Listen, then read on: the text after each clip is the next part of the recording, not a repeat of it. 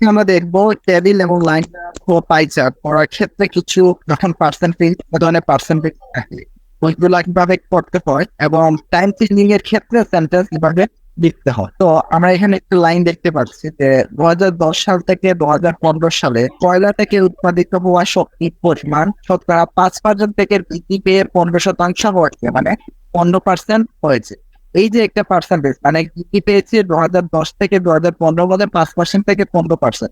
আপনার কিন্তু pie chart, table অথবা আপনার যদি লাইন চার্টও যান তাহলে পার্সেন্টেজটা বৃদ্ধি পাচ্ছে কমছে, এইগুলো আপনাকে লিখতেই হবে। তো এইগুলো লেখার জন্য আমি কিছু সেন্টেন্স স্ট্রাকচার আমি এখানে দিয়েছি, এগুলো ইউজ করে আপনার এবং যদি আপনার সেন্টেন্স স্ট্রাকচারে দুর্বলতা থাকে তাহলে এগুলো ইউজ করে আপনারা আপনাদের রাইটিং ট্যাক 1 কমপ্লিট করতে পারবেন। ফার্স্ট অফ অল আমরা দেখি কিভাবে প্রথম রাইটটা শুরু করেছি। Between 2010, 2010 and 2000 the percentage of energy produced from coal increased from 5% to 15%, মানে 5% থেকে 15% বৃদ্ধি পেয়েছে। তাহলে 5% থেকে 15% মধ্যে পার্থক্য কত? 10%। তো এখানে লিখছে রাইজ অফ 10%, মানে 10% বৃদ্ধি পেয়েছে ওভারঅল। কারণ 2010 সালে ছিল 5%, 2015 সালে হয়েছে 15%। দ্যাটস মিন আমার বৃদ্ধি পেয়েছে কত? 10%। মানে আমি যদি কোনো পার্সেন্টটাকে বুঝাতে চাই যে 5%, 10% বৃদ্ধি পেয়েছে তাহলে আমি এইভাবেও বুঝাতে পারি। আদারওয়াইজ আমাদের আরো অপশন আছে।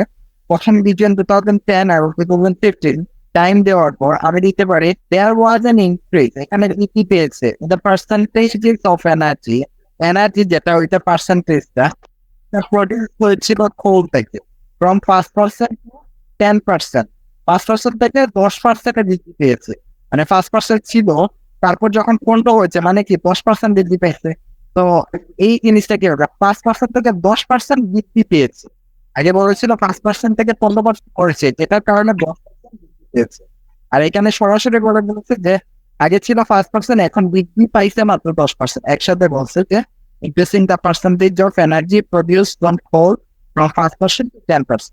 এই যে বিভিন্ন ধরনের সেন্টেন্স স্ট্রাকচার কেন? কারণ আইএলটিএস এক্সামে আপনি যখন সেম সেন্টেন্স লিখবেন আপনার নেগেটিভ মার্কিংটা কম পাওয়ার সম্ভাবনা থাকবে।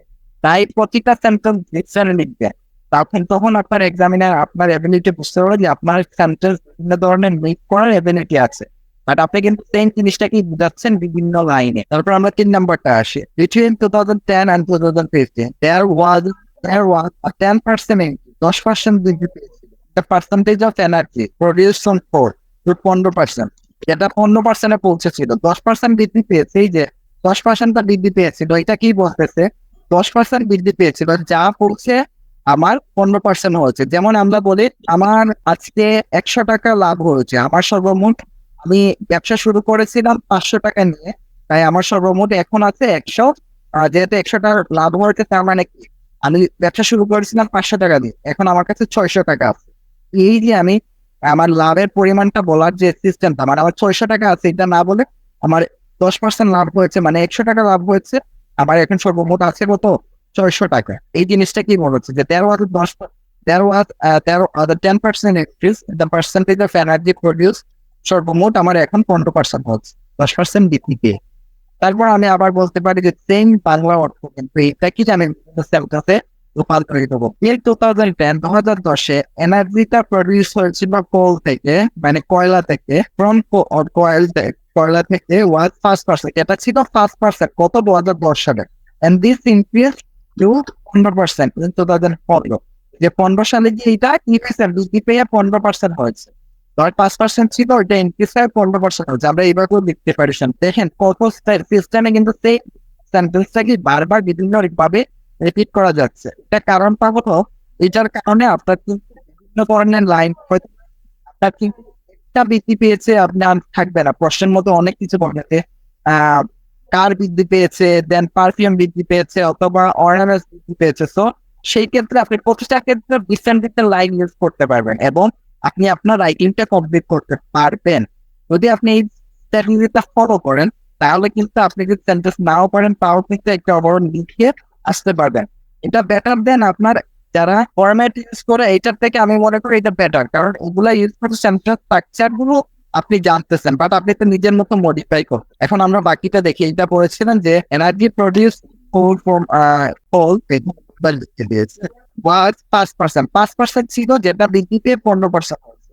লাস্টে আরেকটা আছে in 2010 সালে দা proportion percentage এর synonym কিন্তু proportion, যে পার্সেন্টেজ আছে এটার proportion of energy produced in coal was found these figures by 10%। দেখেন আগে বলছিল যে এটা ছিল 5%, এটা ইনক্রিজ হয়েছে কত পার্সেন্ট? 15%। বাট এখানে বলে নাই যে 15%, এখানে বলতে ছিল এটা বৃদ্ধি পাইছে 10%, মানে 5%-এর সাথে 10% অ্যাড হলে 15% হবে।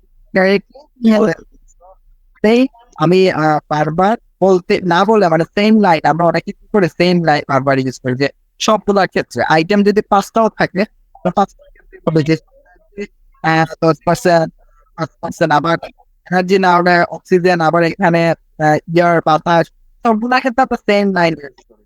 তো এইখানে আই থিঙ্ক এই জিনিসটা আপনাদের হবে না, যে যে জিনিসটা আপনারা বুঝতে পারবেন যে ডিফারেন্ট লাইন যখন ইউজ করবেন ডিফারেন্ট সেন্টেন্সের ক্ষেত্রে, তখন আপনার প্যারা যদি বড় থাকে, অনেক ইনফরমেশন থাকে, তাহলে প্রতিটা ইনফরমেশনের জন্য আপনি ডিফারেন্ট লাইন ইউজ করতে পারবেন। আমার অনেকের প্রশ্ন থাকবে স্যার এখানে বিজিএন 2010-2015 এইটা কি বারবার লিখবো?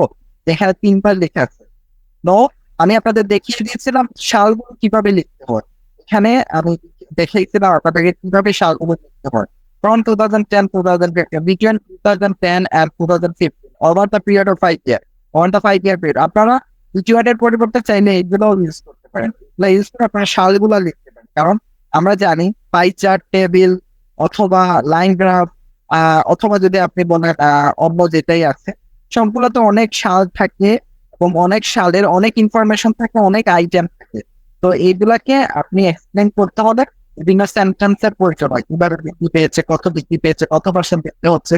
তো দেয়ার আপনি এই লাইনগুলো ইউজ করে আপনার সম্পূর্ণ রাইটিংটা কমপ্লিট করতে পারেন বডি আর বডি। আপনি যদি এই লাইন দিয়ে 2টা লেখেন, এই লাইন দিয়ে 2টা লেখেন, এরপরে এই লাইন দিয়ে 2টা লেখেন, আপনার কিন্তু সেন্টেন্স বডি 1 শেষ, আর বাকি 2টা দিয়ে আপনি বডি 2 লেখেন, ওয়েল এখানে কিন্তু আপনার সম্পূর্ণটা শেষ হয়ে যাবে।